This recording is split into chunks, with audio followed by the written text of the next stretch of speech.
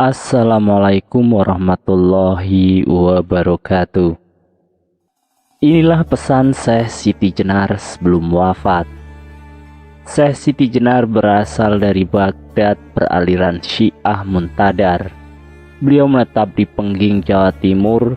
Di sana Syekh Siti Jenar mengajarkan agama kepada Ki Ageng Pengging atau Kebo Kenongo dan masyarakat. Tetapi para wali Jawa Dwipa atau Wali Songo tidak menyetujui alirannya.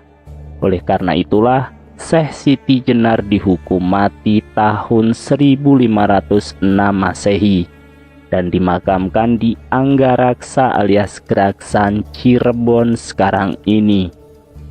Sebelum wafat, Syekh Siti Jenar sempat berpesan kepada para dewan wali atau Wali Songo bahwa kelak pada suatu zaman akhir, kalau ada kebo bule mata kucing atau orang Belanda naik dari laut, itulah tandanya musibah kepada anak cucu Anda, katanya. Sedang kenyataannya Belanda menjajah Indonesia selama 350 tahun dan banyak menyengsarakan rakyat Indonesia. Syekh Siti Jenar mempunyai efek khusus yang kita anggap sebagai insiden di antara pemuka-pemuka agama Islam pada abad ke-16 Masehi. Lambat laun ketika itu banyak orang-orang yang mengaji tasawuf atau hakiki. Misalnya perihal ilmu bedanya antara kaulo dan gusti dan tunggalnya kaulo dan gusti. Atas tuduhan Syekh Maulana Mahribi bahwa Syekh Siti Jenar mengaku dirinya Allah, dan oleh Sunan Kalijogo ditanyakan apakah benar tuduhan tersebut. Beliau pun mengakuinya benar adanya. Maka Dewan Wali dalam sidangnya sepakat untuk menjatuhkan hukuman mati bagi si tertuduh, dan Syekh Siti Jenar menerima putusan tersebut agar segera dilaksanakan. Dan yang harus melaksanakan keputusan tersebut yaitu Sunan Kudus dengan keris Ki Kantanaga yang diberikan oleh Sunan Gunung Jati. Sebelum eksekusi berlangsung, terjadilah kejadian yang sangat mencengangkan masyarakat karena memang disaksikan secara terbuka di halaman Masjid Agung Cirebon. Dan dialog tersebut diantaranya sebagai berikut. Menempelnya keris Ki Kantanaga ke jasad Syekh Siti Jenar, terdengar suara yang sangat keras seperti beradunya kedua besi yang sangat besar. Lalu para wali saling tersenyum sambil berkata, "Masa ada Allah seperti besi?" Syekh Siti Jenar pun menjawab, "Coba tusuklah sekali lagi." Ketika tusukan kedua, Syekh Siti Jenar menghilang, tidak ada wujud jasadnya. Para wali berkata kembali, "Masa matinya Allah seperti syaitan?" Secepat kilat Syekh Siti Jenar menampakkan dirinya lagi sambil berkata, "Coba tusuk sekali lagi." Ketika tusukan ketiga, Syekh Siti Jenar membujur tergolek di lantai masjid.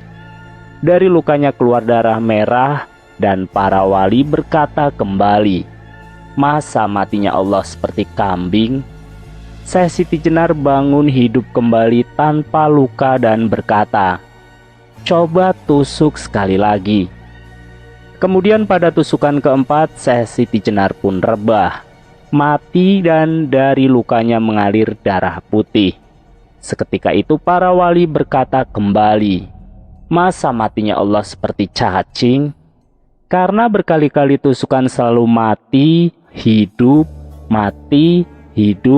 maka Syekh Siti Jenar pun berkata, "Lalu harus bagaimana mati saya menurut keinginan Anda?" Dan dijawab oleh seluruh wali, "Biasa, seperti orang tidur, badannya lemas, begitulah mati bagi seorang insanul kamil." Sesudah itu ditusuklah jasadnya dan wafatlah Syekh Siti Jenar seperti umumnya manusia. Jasadnya mengecil sebesar kuncup bunga melati dan baunya semerbak mewangi bau harumnya melati. Syekh Siti Jenar wafat wajar dan tidak bunuh diri. Syekh Siti Jenar adalah salah satu wali Allah yang hebat ilmu kebatinannya di antara wali songo lain. Wafatnya karena perbedaan paham dengan para Islam Sunni para wali songo. Tetapi dia bukan beraliran Syiah. Karena aliran Syiah tetap ada sholat 5 waktu, tetapi berbeda hukum hadis saja dengan aliran Sunni. Dia diburu oleh wali songo karena tidak mau sholat 5 waktu, melainkan dia hanya mau beribadah dengan berzikir saja.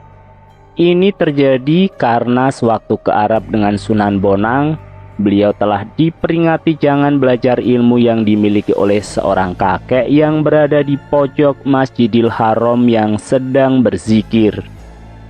Dan Syekh Siti Jenar secara diam-diam selama di Arab selalu kontak dengan kakek-kakek itu sampai mempunyai ilmunya kakek tersebut, sehingga membuat keputusan para wali songo menegurnya. Tetapi dia tidak mengindahkan bahkan menantang tarung ilmu. Setelah dimusyawarahkan, Syekh Siti Jenar harus ditindak dengan diburu sampai insaf atau mati oleh Sunan Kalijogo yang ditunjuk sebagai eksekutor.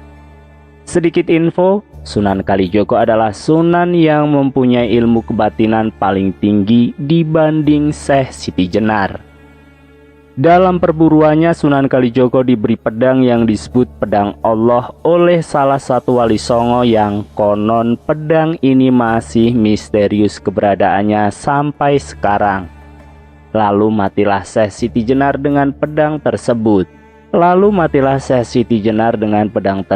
Setelah berhasil ditemukan bersembunyi di dalam suatu gunung di daerah Jawa.